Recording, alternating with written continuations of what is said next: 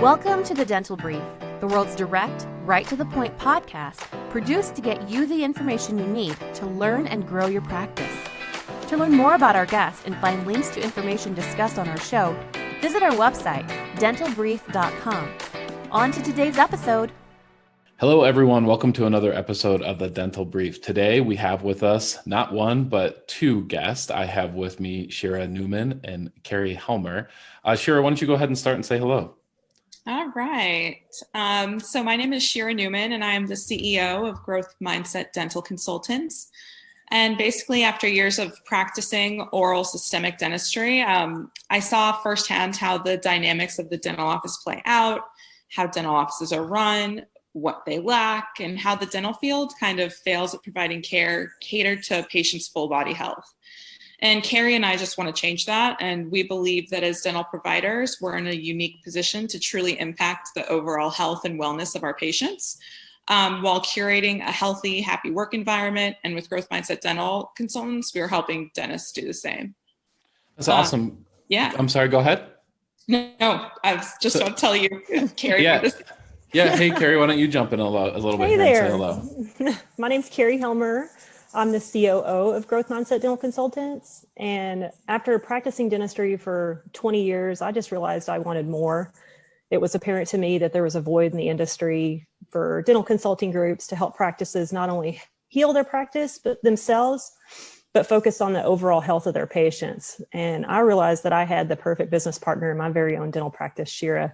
So over dinner one night, the idea for Growth Mindset was born, Growth Mindset Dental Consultants. Yeah, so it's awesome to have someone who has that experience in the practice, right? There's a lot of people in the consulting industry who don't, and that's fine. Obviously, you can learn a lot of different ways, but today we're kind of faced with some. We don't have many different challenges than we had a year or 2 or 3 years ago in the dental industry, but everything seems to be magnified. So, what are some of the problems, or what's a problem that you see a lot of practices facing right now in today's environment? So, I think a problem that the dental field experiences more than, say, the medical field is we have so much turnover. And that's something we kind of want to help dentists to course correct, just because they need to be focusing on the long term, not replacing, an employee every few months. That doesn't work for anyone. And your patients notice. I think that's what a lot of people don't realize. Like at our office, if someone leaves or is out for even vacation, they're like, what happened to this person? Are they still working here? Just because even the patients know dental turnover is very much a big deal. Yeah. And especially when those patients got to really like that team member, right? Exactly. And I know too that this is something that keeps a lot of dentists up at night. Right. This is something that causes a lot of stress, knowing that they have to find somebody, knowing that, the amount of burden that's put on other team members when you're missing a spot or two on your team. Right. That's a lot of rowing for everyone else. Mm-hmm. So tell me, what are some things that you recommend and that you think dentists can do to help fix this problem or prevent this problem from happening in the first place? Sure. So I'm going to actually give you a little bit of an example, and then I'll kind of lead into actionable steps that each dentist can take. Sure. So as we all know, dental offices are incredibly unique in that it's a small, tight-knit group of people who work very closely together all day, every day. And I think a major problem is that dentists were never taught how to be managers of teams. And this leads to unnecessary conflict, trauma in the office, and valuable members of the team leaving because of a toxic work environment. And the truth of the matter is, dentists have blinders on, whether they realize it or not. And they're only privy to about 5% of team interaction. And that means a lot of issues are going undetected and unresolved on a daily basis. And also that means you might not realize it, but your team is acutely aware of the dentist's moods, their worries, and their daily stresses. And a good team will want to lessen that burden for the dentist they work for. But curating and keeping that perfect dental team is no easy feat. And so here's the example of the dental office that we've recently worked with. The dentist had 3 positions she needed filled, And we took the time to thoroughly vet the top candidates that we found for her, interview them, and give her all the information needed to bring these highly qualified candidates in for working interviews. But upon presenting these candidates for her immediate review, she informed us that she hired 2 team members because she let her anxiety get the best of her. And the problem with this is we had taken so much time to investigate the personalities of all the members of her current team so that the candidates we brought forth would fit in perfectly. And so she proceeded to hire, the candidate we found with her. But within weeks, that same candidate reached back out to us to tell us that it was a completely toxic work environment that she was now facing daily. And what was the cause? One of the new hires, who we had advised the dentist against, had been bullying our hire and kind of commandeered the office into a drama machine where people gossip behind one another's back and there was no cohesion or team unity. Since this happened, the dentist is now not only concerned about running her practice, keeping her daily schedule, her office expansion, and her personal life, but she has to take the time to heal this dental team. And this should be a lesson that you cannot just hire to fill a role. You have to consider the person and how they fit into the puzzle piece of your current team. So having said that, one of our goals at Growth Mindset Dental Consultants is that you won't have to worry about filling positions on your team because your team isn't going to leave you. Your team will want to help you envision and build the practice of your dreams and will love coming to work every day, giving their all for you and your patients. So here are some actionable steps to kind of help you keep your team long-term. 1, you should try and find out your team's motivator. Is it money? Is it paid time off? Is it time with their family? Every person on your dental team will give you a different answer. So it's really kind of important to just hone in on the individual and kind of tweak, your benefits to their needs. Number 2, find out what's important to each member of your staff. How will they feel taken care of? Is that offering maybe retirement benefits, health insurance, monthly bonuses, paid time off? Is it holiday pay or sick leave? For instance, does your staff know your COVID policy so they don't have to worry about it if they were to be impacted? Just kind of making them feel that you are personally invested in their overall well-being and having them cared for. And then the third one,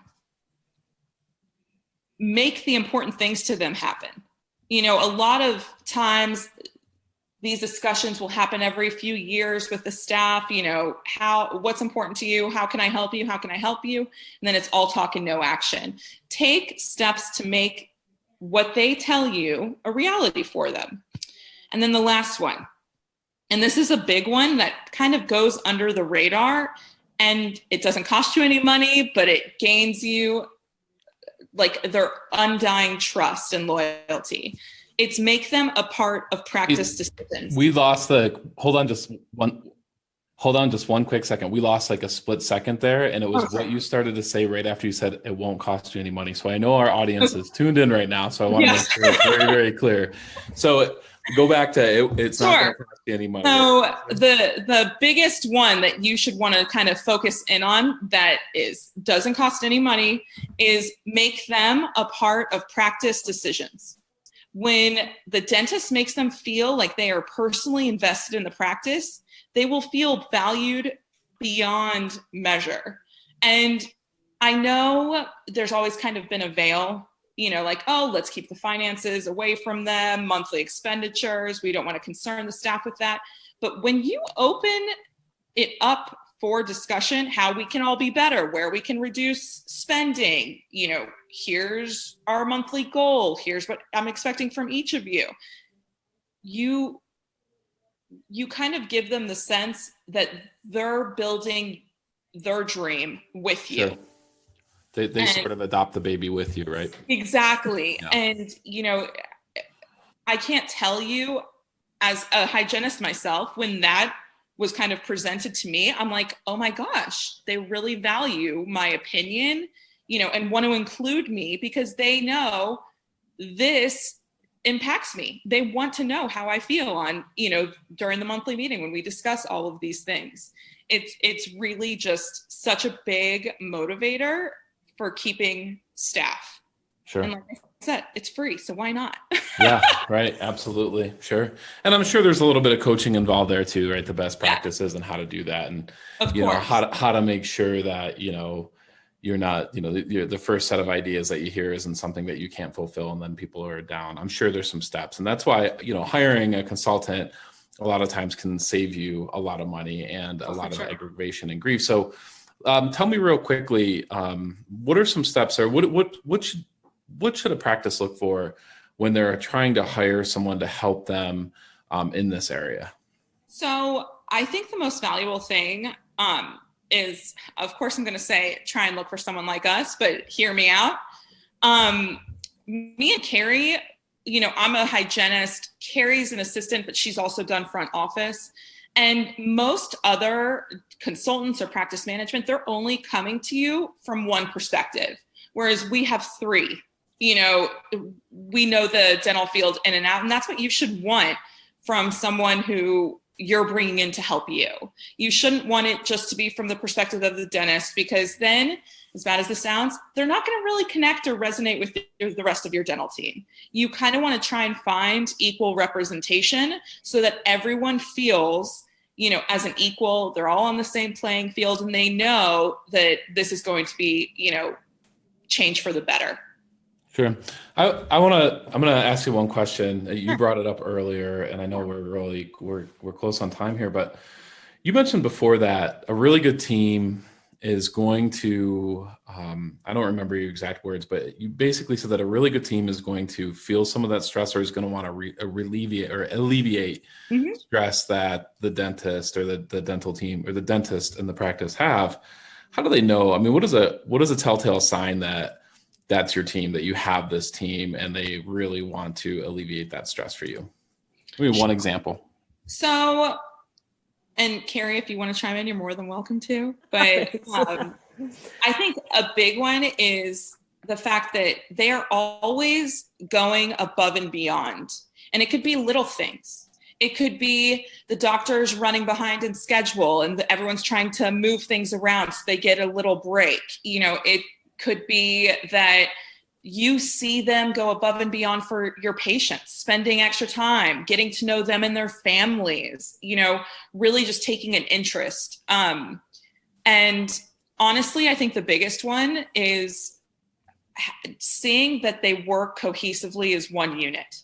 Sure. Because it's really, really hard, but it's important. Like me as a hygienist, if I'm running behind, I know that someone will try and help me at work. If I don't have a patient, I'm helping do sterilization, do whatever I can.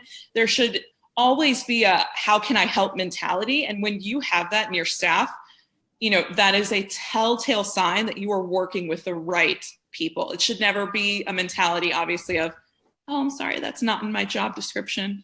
It should be everyone coming together to make sure that everything is running on all cylinders. Yeah. Yeah. Small teams, there's nothing that's not in your job description as far as exactly. Concerned, right? Hey, I want to thank you very much for coming on. I want to tell our audience one more time, growthmindsetdental.com. Shira, Neman, it was a pleasure having you here today. Kary, Helmer, you as well. Thank you so much. Thank you. Thank you so much. Thank you for joining us on today's episode. Did you know you can weigh in on today's topic on Facebook? Search The Dental Brief on Facebook or visit our website, dentalbrief.com, and just follow the link. We look forward to having you join us again on another episode of The Dental Brief.